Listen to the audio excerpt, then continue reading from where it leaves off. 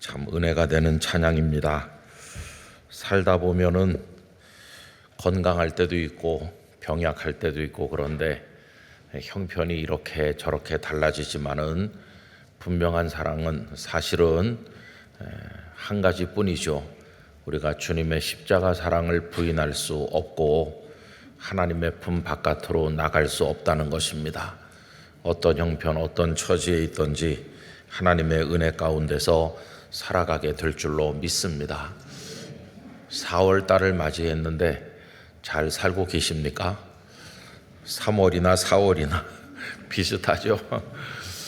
그래도 3월보다 4월은 좀 더 따뜻하고 이제 완연한 봄 기운이 무르익는 그런 때입니다. 4월 한 달 동안 우리 영락교회 성도들께서 하나님 안에 평안하시기를 바랍니다. 무엇보다 부활절이 있는 달이니까 부활은 가장 완벽한 생명이고 소망입니다.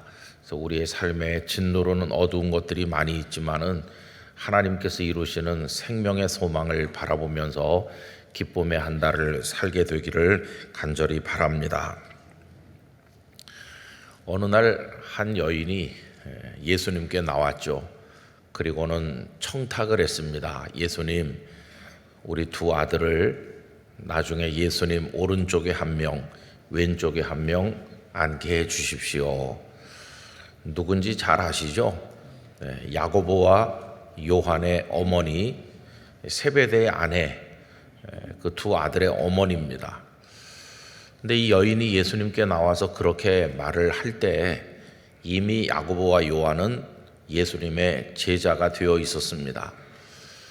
그리고 이 두 사람은 베드로와 함께 총애받는 3명 중에 한 명이었습니다.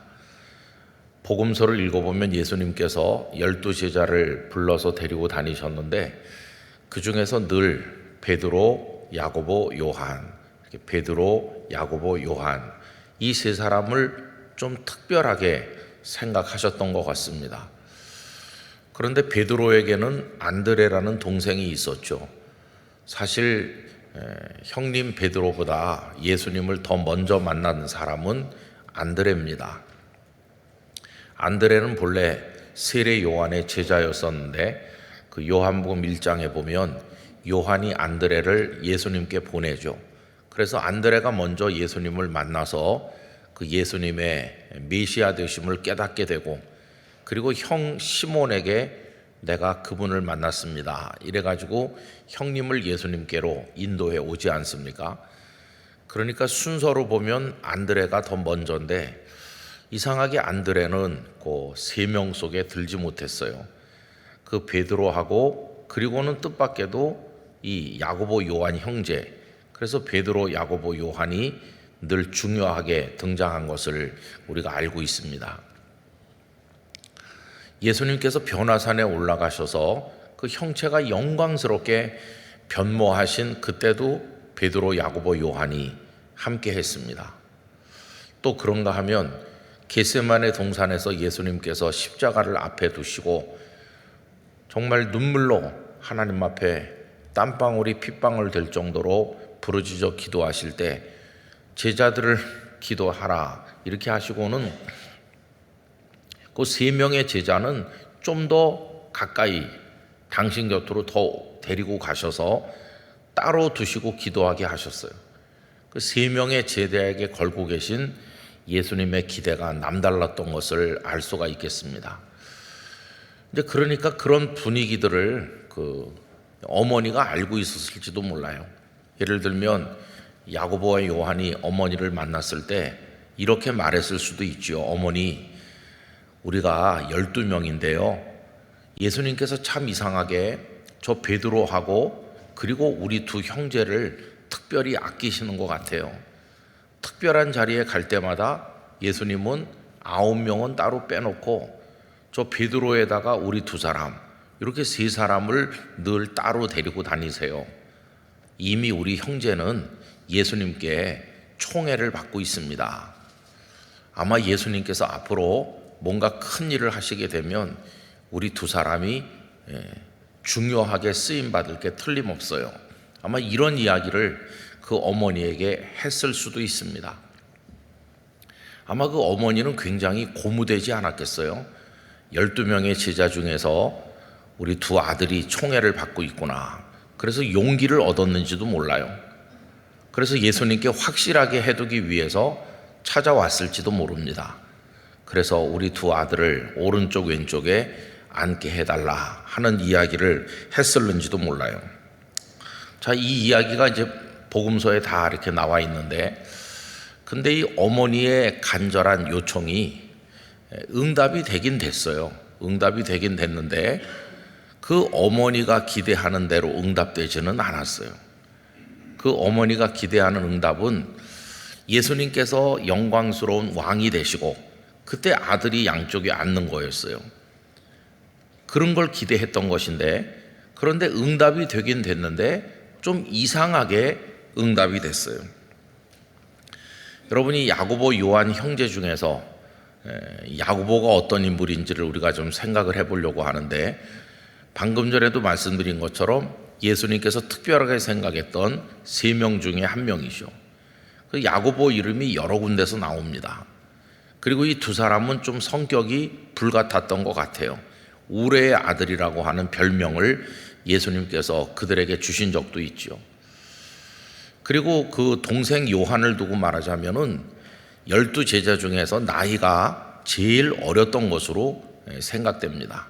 그러니까 요한이 나이가 제일 어리다면 그 야고보도 그다지 나이가 많지는 않았을 것 같아요.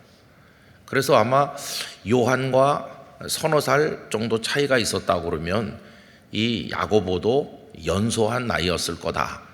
요한이 제일 어리니까 그보다 몇 살 많다면 다른 제자들보다 뭐 훨씬 많거나 그렇진 않았을 거라고 생각이 듭니다.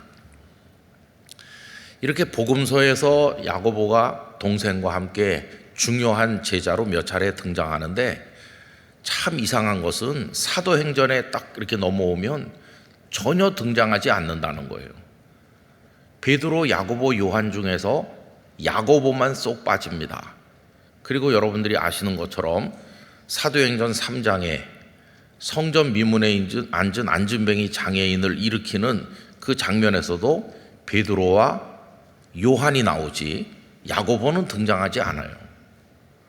복음서에서는 베드로, 야고보, 요한이었었는데 어떻게 된 일인지 사도행전에 오면 동생 요한만 베드로와 함께 계속 등장하고 이 야고보는 쏙 빠졌어요. 한 번도 나오지 않습니다. 그냥 사도행전 1장에 그 다락방에 제자들이 모여 있다고 하면서 할 때 그때 잠깐 그 언급이 되는 거고, 제자들 전부 다 함께. 그리고는 야고보가 주인공으로 언급되는 일은 없어요. 그래서 전혀 야고보가 나오지 않습니다. 그러다가 갑자기 야고보가 등장한 것이 오늘 본문이에요. 그런데 오늘 본문에 한번 등장하고는 그걸로 다시는 야고보가 등장하지 않아요. 여러분, 사도행전 15장에 가면 야고보가 또 나오는데 그 야고보는 예수님의 제자 야고보가 아닙니다. 사도행전 15장 쪽에 가서 나오는 야고보는 예수님의 동생 야고보입니다. 그러니까 요셉과 목수 요셉과 마리아 사이에서 태어난 동생이 몇 사람 있는데 그 중에 한 명이 야고보죠. 그 예수님의 동생 야고보하고 예수님의 제자 야고보를 구분해야 되는 거죠. 근데 그 동생 야고보가 우리가 성경에서 읽는 야고보서를 기록한 사람이거든요. 그 야고보하고 지금 우리가 얘기하는 것은 제자 야고보입니다.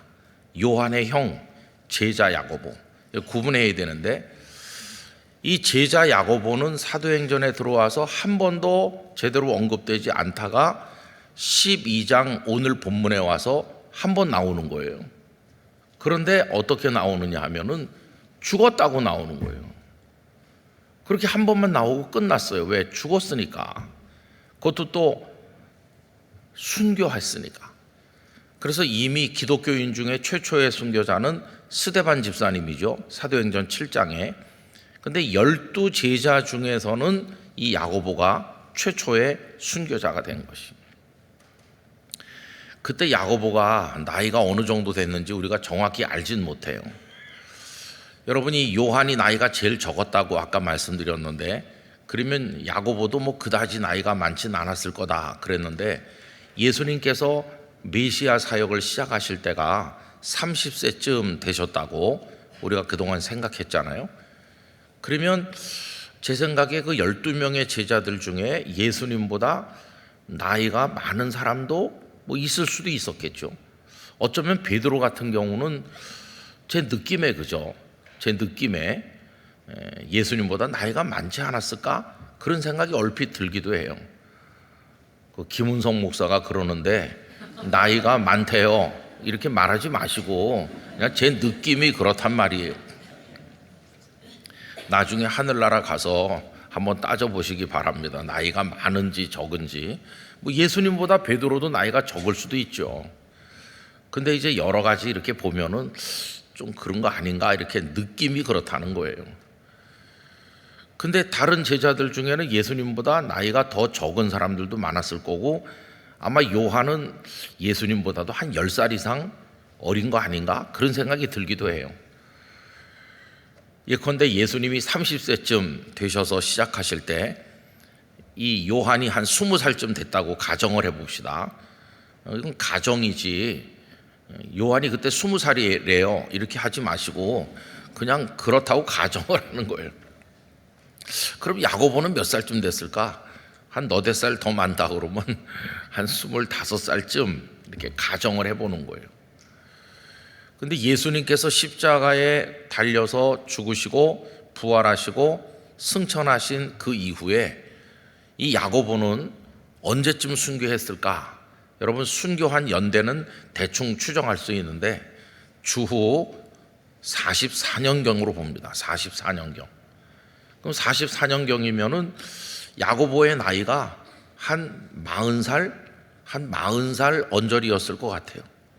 40살보다 적었을 수도 있고 조금 더 됐을 수도 있지 않았을까, 이렇게 추정을 해보는 거죠. 그럼 여러분, 그때 야고보와 요한의 어머니 예수님께 와서 우리 두 아들을 양쪽에 앉게 해주세요라고 했던 그 어머니는 그때 연세가 얼마쯤 돼 있었을까요? 보통 유대 여자들이 15살, 16살만 되면 결혼을 했다고 합니다. 그러면 이 야고보와 요한의 어머니가 예를 들어서 뭐 한 16살에 시집을 가서 한 18, 19에 이 야고보를 낳았다고 가정을 한다면은 아들이 여기 사도행전 12장에 방금 읽은 것처럼 순교자가 되었을 때 그 어머니가 살아 있었을 가능성이 많아요. 아마 한 50대 후반이거나 뭐 더 많이 잡아도 한 60세, 그런 그 어머니가 살아 계셨을 가능성이 많아요. 그러면 마치 예수님의 어머니 마리아가 십자가에 달려 죽는 예수님을 올려다보면서 비통했던 것처럼 세베대의 그 아내인 야고보와 요한의 어머니도 아들 야고보가 헤롯 아그리파 1세에 의해서 죽임당하는 것을 보고 있었을 거 아니겠어요? 저는 그걸 생각하면 참 마음이 미어집니다. 이 어머니가 그때까지 건강하게 살아 있었고 아들이 12제자 중에 제일 먼저 죽임당하는 것을 보면서 무슨 생각했을까? 아니, 그때 내가 예수님에게 가서 우리 두 아들 오른쪽 왼쪽에 앉게 해달라 그랬는데 이게 뭐야 도대체? 응? 오른쪽 왼쪽에 앉아서 부귀영화를 누리기는커녕 제일 먼저 내 아들이 죽다니, 왜 하필이면 내 아들이야?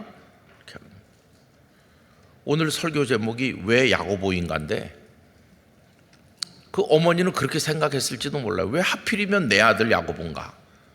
다른 제자들도 다 있는데. 그리고 야고보 본인은 무슨 생각했을까요? 저는 이 대목에서 야고보가 그때 무슨 생각을 했는지 한 절 있으면 참 좋겠다는 생각이 들어요. 헤롯이 끌고 가서 그를 죽일 때 야고보가 뭐 한마디 하신다던가. 근데 사도행전 7장에 보면은 스데반 집사님은 사도도 아닌데도 그냥 집사에 불과한데도 그분이 어떻게 끌려가서 무슨 말씀을 마지막으로 남겼는지 스데반 집사님의 긴 설교가 나오고 마지막에 돌에 맞아서 죽을 때 그분이 얼마나 영광스러운 모습으로 하늘 보좌에 서 계신 예수님을 올려다보면서 저들의 죄를 용서해 달라는 감동적인 기도까지 드리시면서 그렇게 빛나는 순교자가 된 것이 자세하게 기록되어 있잖아요. 스데반 집사님에 대해서는 아주 기록이 자세하고 영광스럽게 묘사되어 있어요.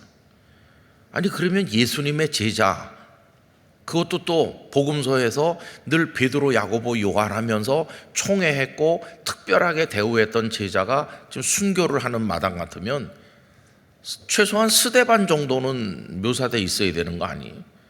어떻게 그가 끌려가서 고초를 당하고 어떻게 헤롯에 의해서 죽임을 당했는지, 그때 죽임을 당할 때 야고보가 무슨 말씀을 남겼는지 뭐 그런 걸 좀 적어놔야 되는 거 아니겠어요?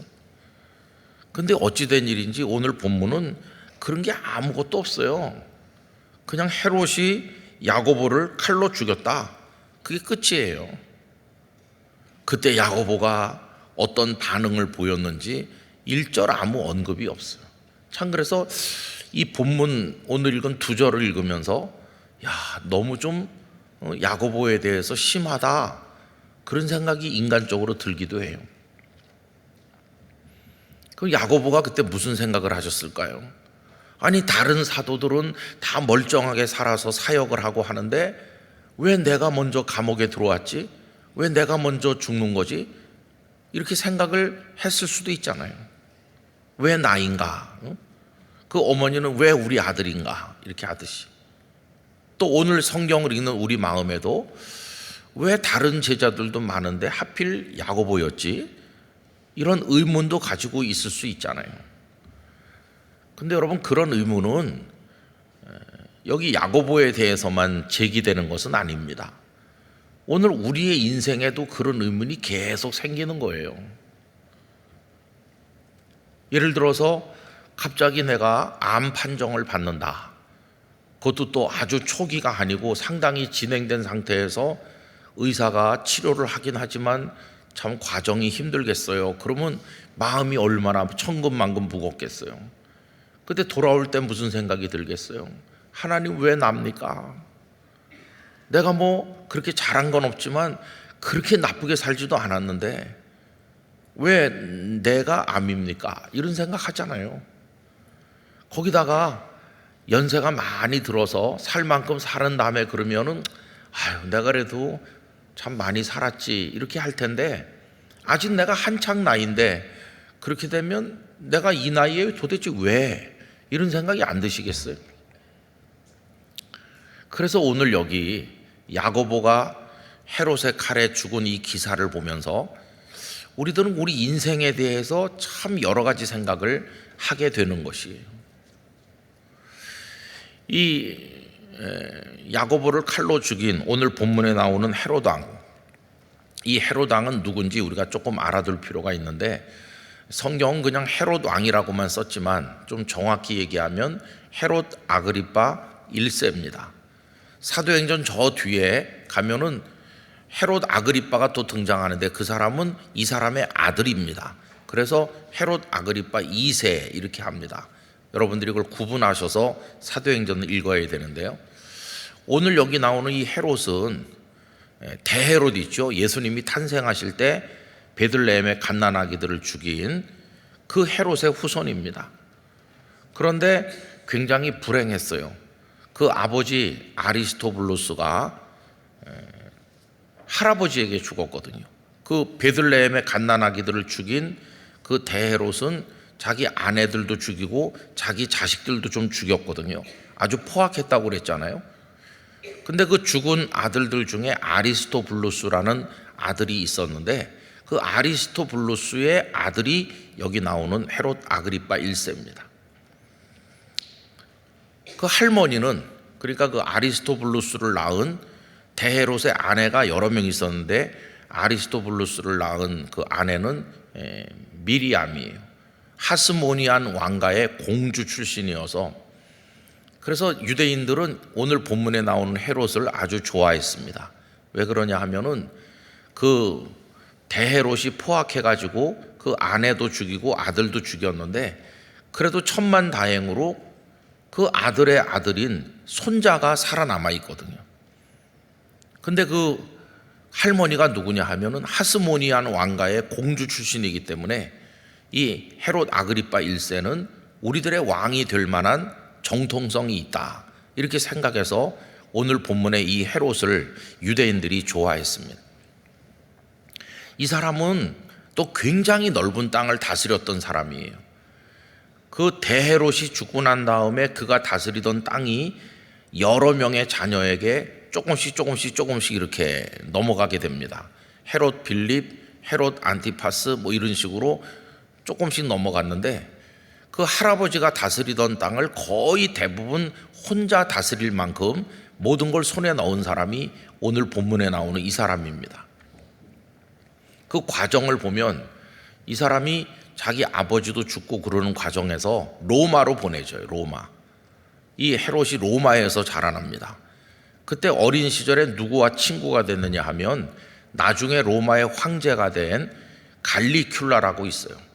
갈리큘라는 역사에서 아주 방탕하고 포악했던 황제로 등장합니다. 근데 갈리큘라가 왕이 된 게 37년이거든요. 그는 황제의 자리에 오르면서 어린 시절 함께 자라났던 이 헤롯 아그리파 1세에게 땅을 줍니다. 그 땅이 헤롯 빌립이 다스리던 땅이에요. 그리고 그 이듬해 38년 됐을 때는 예수님을 재판했던 헤롯이 있잖아요. 그 헤롯 안티파스의 땅도 이 아그리파 1세에게 다스리도록 넘겨줍니다. 그리고 그 이듬해도 사마리아와 유대 지역의 땅까지 이 헤롯 아그리파 1세에게 맡깁니다. 그러니까 다스리는 영토가 점점 넓어져요. 그러다가 몇 해 후에 이 갈리큘라가 폭정을 일삼다가 죽게 되거든요. 그러면서 그 권력이 다른 황제에게로 넘어가는데 그 권력이 넘어가는 과정에 새로 등장하는 황제를 적극 지지했던 사람이 이 헤롯 아그리파 1세예요. 그래서 새로 황제가 된 그 사람은 헤롯 아그리파 1세에게 은혜를 갚는다고 하면서 그 할아버지가 다스렸던 영토의 대부분을 다 다스리게 합니다. 그래서 41년부터 44년경까지 그 몇 년여간 이 헤롯 아그리파 1세가 통치하던 영토는 할아버지가 다스리던 영토만큼 굉장히 넓었어요. 헤롯 가문에 또 한 번 전성기가 왔다고 말할 수 있죠. 그러다 보니까 이 사람이 어떤 사람 됐겠습니까? 굉장히 교만한 사람이 된 거예요. 모든 걸 다 손에 넣은 것처럼 생각하면서 굉장히 교만했어요. 이 사도행전 12장 우리 나중에 끝에 가서 보면 알겠습니다만은 자기가 마치 신인 것처럼 그렇게 의수됐습니다. 그러다가 하나님의 진노를 받아서 죽는 얘기가 이 12장 끝에 나오거든요. 그래서 그의 통치가 오래 가지 못해요. 그래서 그가 그렇게 하나님의 진노 중에 죽은 다음에 그 아들 사도행전 저 뒤에 나오는 헤롯 아그리파 2세가 있는데 그 영토를 그 아들에게 다 넘겨줬느냐? 아닙니다. 그 아들은 아직 어렸기 때문에 그 아버지가 다스리던 걸 다 받질 못해요. 나중에 가서야 그 중에 일부를 그 아들인 헤롯 아그리파 2세가 넘겨받게 되는 거죠. 그러면서 헤롯의 가문이 서서히 허약해지다가 이제 몰락하게 됩니다. 그런 사람이 이 헤롯 아그리파 1세라는 것을 여러분들이 대충 알아두시면 될 것 같아요. 근데 이 사람이 왜 야고보를 죽였을까요? 아까 말씀드린 것처럼 그 할머니가 대헤롯에 의해서 죽임을 당하긴 했지만 하스모니안 왕가의 공주 출신이기 때문에 혈통이 좋다. 그래서 유대인들은 이 사람을 자신들의 통치자가 될 만한 정통성이 있다고 좋아했어요. 거기다 또 이 사람은 유대인들에게 굉장히 호의를 베풀었습니다. 그리고 종교적으로도 그 구약 성경에서 가르치고 있는 율법이라든지 유대인들의 그 성전 종교에 대해서 굉장히 관심을 많이 가지고 있었어요. 그러니까 유대인들 입장에서는 권력자가 자기들을 이해하고 자기들의 신앙에 동의하고 동조한다고 생각하니까 이 헤롯 아그리파 1세를 향해서 박수를 보내는 거죠. 이 사람이 그런 거 다 알고 있는 거죠.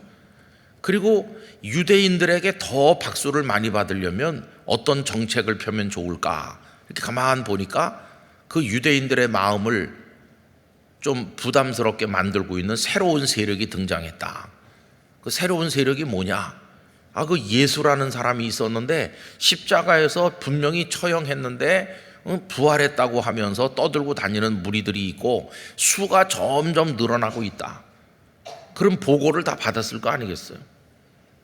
그럼 도대체 그 주동자들이 누구냐 하니까 뭐 측근들이 다 말했겠죠. 그 베드로, 야고보, 요한 뭐 등등등등 있습니다.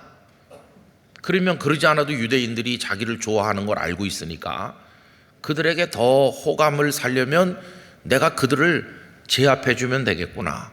그 지도자들 중에 하나 잡아다가 죽여라. 이렇게 한 거죠. 그래서 야고보를 먼저 데려다가 처형한 겁니다. 그랬더니 유대인들이 열광했겠죠. 그러니까 이번에는 최고 지도자인 베드로를 잡아다 가둡니다. 이제 그게 그 다음에 나오잖아요.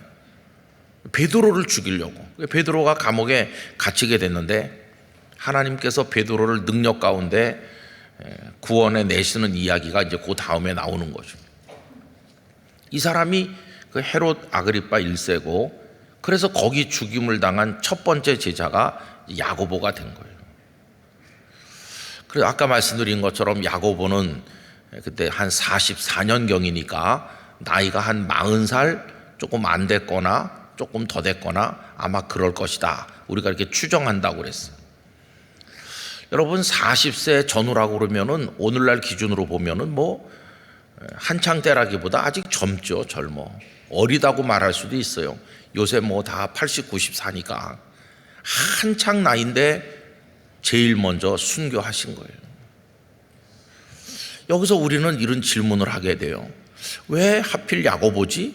이런 질문도 하게 되고 왜 그를 좀 더 오래 살게 하면서 특별한 예수님의 사랑받는 제자였던 그를 통해서 더 많은 복음이 선포되도록 하지 않으시고 왜 일찍 데려가셨지? 그와 함께 우리에게 떠오르는 얘기는 뭐냐면 그 동생 요한의 얘기입니다.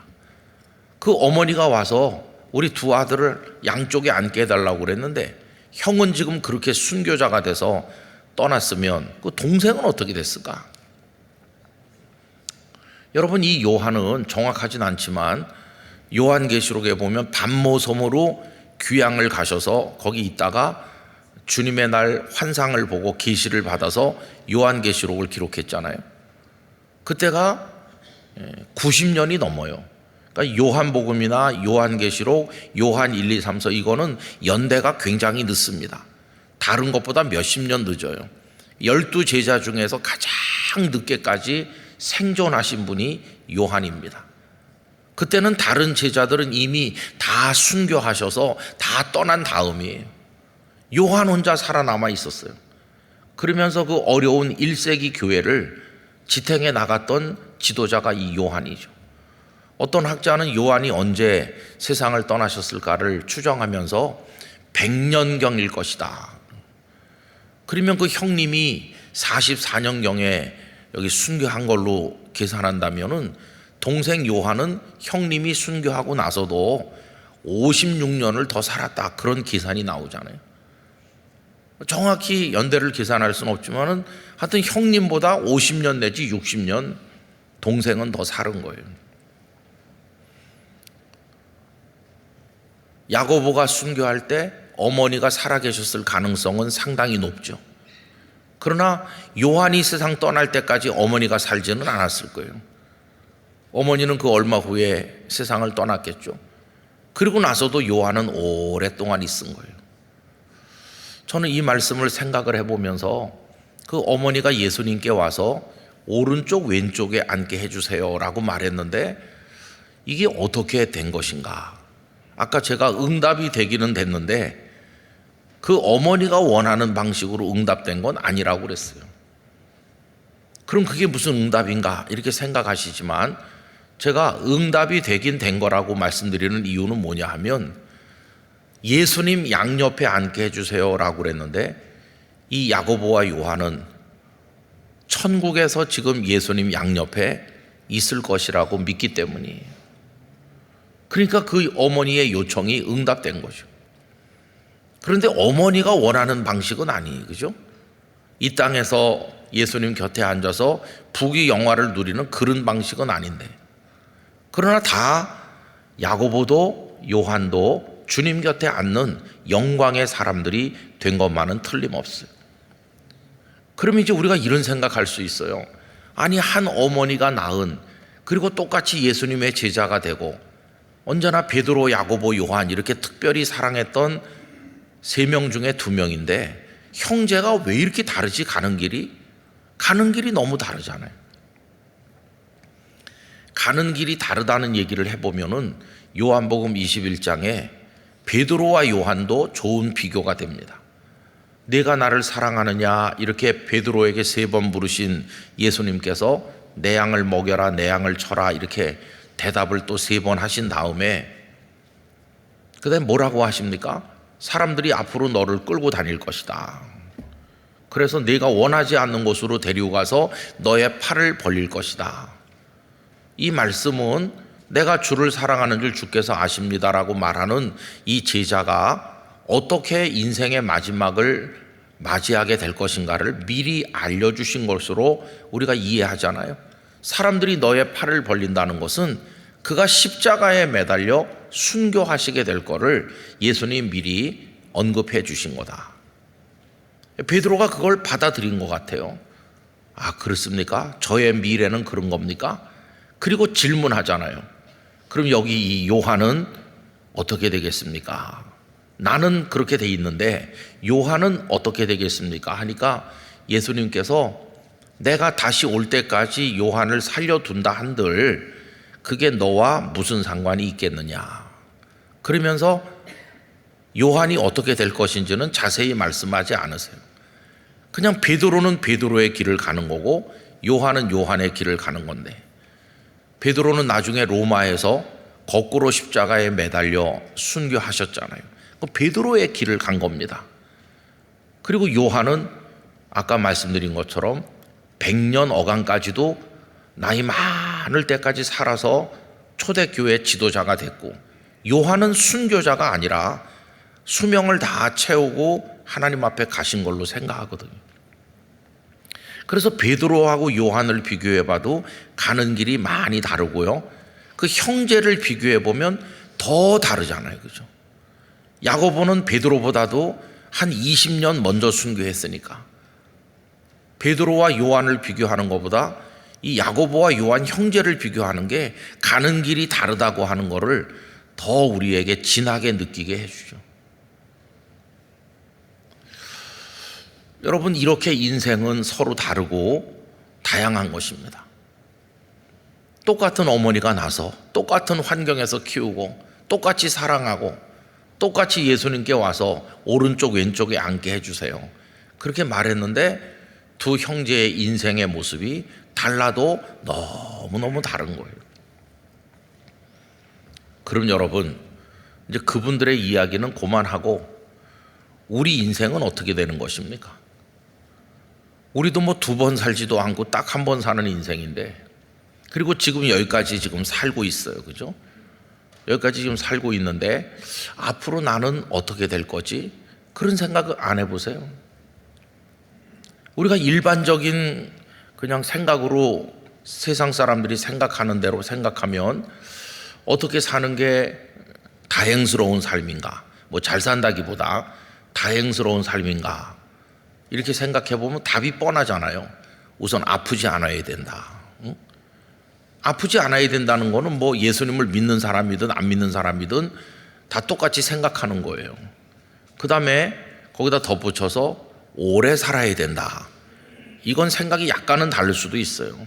어떤 이는 오래 사는 거에 대해서 그렇게 매력을 못 느끼는 분들도 가끔은 있는 것 같으니까. 근데 일반적으로는 건강해야 되고 오래 살아야 되고, 그 다음에 또 한 가지는 그래도 노후가 너무 핍절치 않게 생활은 어느 정도 안정돼 있어야 되고, 그리고 또 거기다 덧붙이는 게 자식들이 속 썩이지 않고 편안히 잘 사는 걸 봐야 되고, 뭐 이런 거 몇 가지 얘기하잖아요. 다 대개 그런 생각을 하고 있어요. 근데 이게 다 그렇게 됩니까? 다 인생이 너무 달라요.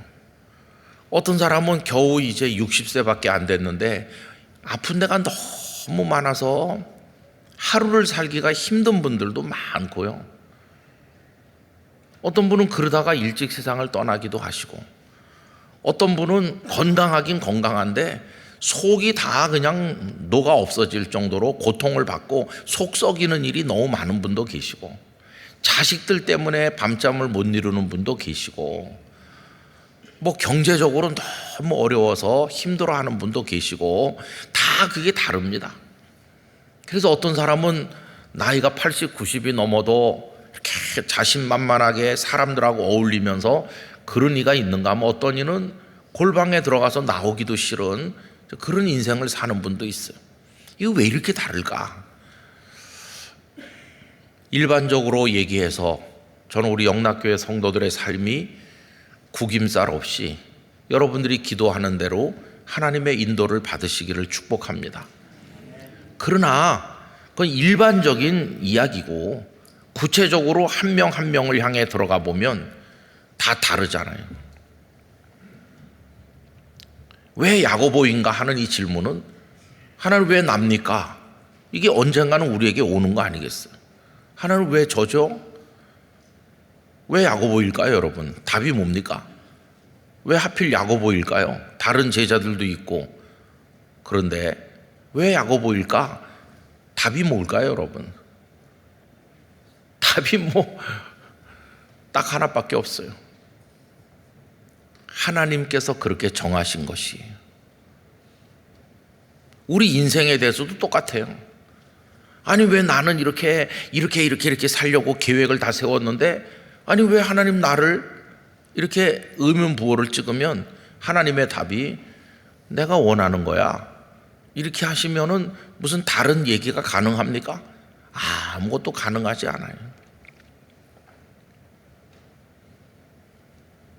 어떤 목사님이 형제가 여러 명 있는데 그 어머니가 새벽기도 나가서, 하나님, 우리 큰아들은 생긴 것도 목사같이 생겼으니 꼭 목사 되게 해주시고, 둘째 아들은 뭐 되게 해주시고, 셋째 아들은 뭐가 되게 해주시고, 이렇게 이제 그 어머니가 그 자식들의 인생을 다 계획해가지고 새벽마다 늘 기도하는데, 나중에 어른 돼가지고 보니까 하나도 맞지 않았대요. 목사같이 생긴 큰아들은 목사가 안 됐고, 넌 절대 목사 되면 안 돼 그랬던 그 아들은 목사가 됐고, 다 뒤죽박죽으로 됐더라는 거예요. 그래서 어머니가 새벽마다 기도했는데 하나님이 결정하신 건 전혀 다르더라고.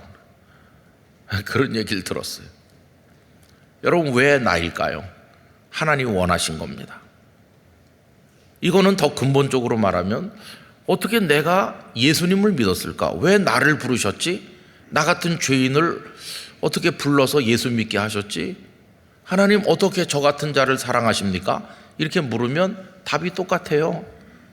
내가 너를 사랑한단다. 내가 원한 거야. 그러면 그걸로 끝이에요. 그죠? 그럼 여러분, 우리가 이제 일반적인 기준으로 건강해야 되고 오래 살아야 되고 등등등등 얘기할 때, 그런 기준으로 보면 야고보의 인생은 어떻게 되는 겁니까? 아니, 오래 살지도 못하신 것 같고, 그렇게 뭐 복음 전한다고 하다가 헤롯에게 죽임 당했으니 참 안 됐어. 그 인생이 참 불쌍해. 이렇습니까? 그건 세상의 눈으로 보니까 그런 거고, 하나님의 눈으로 보면 그는 영광스러운 순교자가 된 것입니다. 여러분, 인생이 성공한 것인가 실패한 것인가를 평가하는 기준이 인생의 길이에 있지 않습니다. 오래 사는 것이 성공한 거라고 얘기한다면 예수님은 실패한 거죠. 30세쯤에 시작하셔서 33살쯤에 세상 떠나신 거라면은 예수님은 완전한 실패자죠. 적어도 100년은 살고 가셨어야 되는데 겨우 30세 조금 넘어서, 이거 보면 인생의 성패는 그 길이에 달려있는 게 아니라는 걸 알 수 있어요. 그 다음에 인생의 내용, 부귀영화를 누리면서 뭐 이렇게 그렇게 살았냐, 그런 걸 가지고 성패를 판단하는 거라면 예수님의 인생은 너무 초라하잖아요. 예수님 무슨 부귀영화를 누렸습니까? 초라한 모습을 가지고 계셨죠. 그것도 또 아니에요. 인생의 성패를 가늠하는 기준이 아니에요. 그러면 인생의 성패를 가늠하는 기준이 뭔가? 그것도 딱 답이 하나입니다. 그 인생을 통해서 하나님의 뜻이 이루어졌다면 그 사람의 인생은 성공한 것입니다. 그의 인생을 통해서 하나님이 계획하신 바가 이루어졌다면 그는 잘 사는 사람이 되는 겁니다. 그래서 스데반 집사님도 그렇고 여기 야고보 사도께서도 그렇고 순교자가 되었지만 오래오래 살지 못했지만 이분들은 하나님이 주시는 면류관을 쓰는 겁니다. 비록 부귀영화를 누리지 못하고 복음을 위해 고통받았던 사도 바울이지만 그는 늘 가난할 때도 많았고 어려울 때도 많았지만 바울이야말로 당신의 전 생애를 통해서 하나님의 뜻이 이루어지는 하나님의 종으로 살았기 때문에 그는 잘 사는 분이 되는 겁니다. 여러분, 오늘날 목회자도 마찬가지입니다. 저는 많은 교회를 다니면서 굉장히 큰 교회 목사님들도 만나기도 하고 굉장히 작은 교회 목사님들도 만나기도 하죠.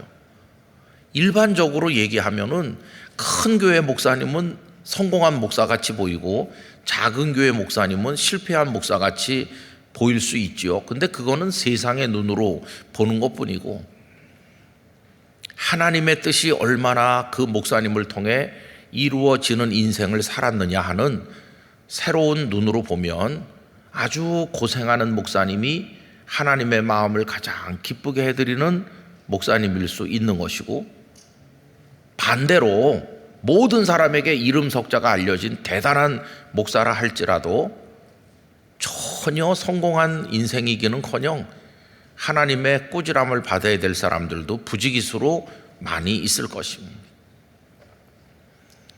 여러분, 이제 이런 안목을 가지고 우리를 바라보는 것이요, 나의 인생. 야고보의 인생이 결코 실패한 인생이 아니고 야고보가 불행해진 게 아니고 하나님의 뜻이 그를 통해 이루어진 거다. 그래서 야고보의 삶은 아주 복된 삶이었다. 이렇게 하나님의 눈으로 보는 관점을 우리가 우리 인생에다 적용시킨다면 우리 인생은 달라질 것입니다. 설령 우리가 병들어서 고생한다 해도 좌절하지 않게 될 것입니다. 아픈 사람도 하나님께서 승리하게 하시니까. 또 내가 경제적으로 핍절하고 어렵다고 할지라도 그것 때문에 내 인생이 실패라고 좌절하진 않을 것입니다. 하나님 많은 가난한 자들을 통해서 당신의 뜻을 이루신 것을 우리가 알기 때문이죠. 연약한 자들을 들어서 강한 자를 부끄럽게 하신 하나님이시고, 어리석은 자들을 들어서 지혜롭다고 자부하는 사람들을 부끄럽게 하신 하나님이시기 때문에 여러분, 우리 한 번 사는 우리 인생을 너무 세상적인 가치를 가지고 미리 판단하지 않게 되기를 원합니다. 그저 우리의 기도는 하나입니다. 주님, 저의 인생을 통해서 제 안에 하나님으로 가득하게 해주시고 하나님의 뜻이 100% 이루어지게 하여 주시옵소서. 하나님의 뜻을 이루는 인생을 살다가 하나님 앞에 이르게 하여 주시옵소서. 그게 우리의 기도일 뿐이에요. 내가 건강하게 오래오래 살지 못한다 할지라도 나를 통해서 하나님의 뜻이 이루어지는 것이 열매로서 그게 나타난다면 우리는 인간적으로 아쉬움이 있다 할지라도 결코 실패한 인생이 아니라는 것이, 그런 눈으로 우리의 삶을 한 발자국 떨어져서 관조하듯이 바라본다면 우리 인생의 미래를 새롭게 그릴 수 있을 것이다. 세상 사람들이 말하는 그런 일반적인 관점에서 내 인생을 기획하는 것이 아니고 하나님의 눈으로 우리를 보면서 세상의 그 모든 것들로부터 조금 초연하게 하나님의 뜻을 이루는 하나님의 사람다운 관점으로 우리 인생을 바라볼 수 있게 될 것입니다. 그렇게 할 때 우리 삶의 질이, 방향이 완전히 달라지지 않겠어요? 그래서 기꺼이 오늘 이 시대의 야고보가 될 수 있는 그런 믿음의 각오를 가지고 하나님 앞에 나가야 되는 거죠. 이 얼마 전에 어디서 무슨 얘기를 이렇게 하다가 어떤 목사님이 이런 얘기 하더라고요. 아유, 나라가 참 걱정이에요. 그렇게 말하면서 북한의 김정은 정권은 자기들 뜻대로 통일하면은 남한에서 반드시 제거해야 될 사람들 명단을 벌써 다 작성했다고 하는데요. 뭐 그렇겠죠. 뭐 공산당들이니까 제거해야 될 명단이 있겠죠. 여기 지도자들 뭐 다 있겠죠. 그죠? 자기들 나름대로 나라를 만들려고. 참 무서운 일이죠. 근데 그 목사님이 그 얘기하다 끝에 김 목사님도 그 속에 들어있지 않겠어요? 그런 얘기를 하는 거예요. 그래서 그때는 별 생각을 안 했는데 나중에 이제 가만히 생각해 보니까 그렇겠죠. 뭐 하나님을 부인하는 공산당 입장에서 영락교회 목사는 제거 대상 앞부분에 있지 않겠어요? 그 얘기를 가만히 들으니까 그렇겠구나, 그런 생각이 드는 거예요. 그러면서 설마 그런 일이 있겠어? 우리나라가 그냥 속수무책으로 당하겠어? 그런 인간적인 생각도 하다가 그게 설마가 아니고 현실이 되면 넌 어떡할 거냐? 그러면 어디로 도망가야 되겠습니까? 부산 앞바다 영도로 숨어야 될까요? 아이고 참, 그때 야고보가 돼야 되는 것이에요. 여러분, 북한 김정은의 세력만 무서운 게 아니고 다 우리에게 다가오잖아요. 사탄의 공격, 가난, 질병 뭐 이런 게 다 우리의 적이잖아요. 그게 우리를 공격해서 목을 조르고 우리 삶을 내리누를 때 그때 어디로 도망가시겠어요? 당당하게 서서 하나님의 뜻이 이루어지기를 기도할 뿐이에요. 우리들의 인생을 통해서 하나님의 뜻이 이루어지기를. 그래서 제가 그 목사님 얘기를 듣고 그 목사님 면전에서는 말을 안 했지만 속으로 이런 생각했어요. 그 목사님도 명단에 있을걸? 그렇게 생각했어요.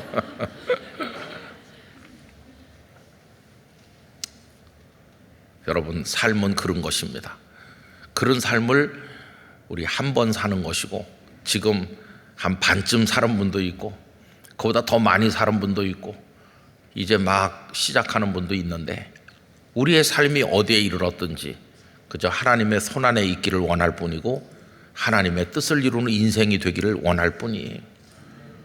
그래서 우리가 야고보일 수도 있고 요한일 수도 있고 뭐 어떤 형태의 인생을 언제까지 어떻게 살는지는 하나님의 손에 100% 달려있는 것이지만, 어떤 형태의 인생을 어떻게 살게 되든지 우리 각자의 삶에서 하나님께 믿음의 응답을 하길 원합니다.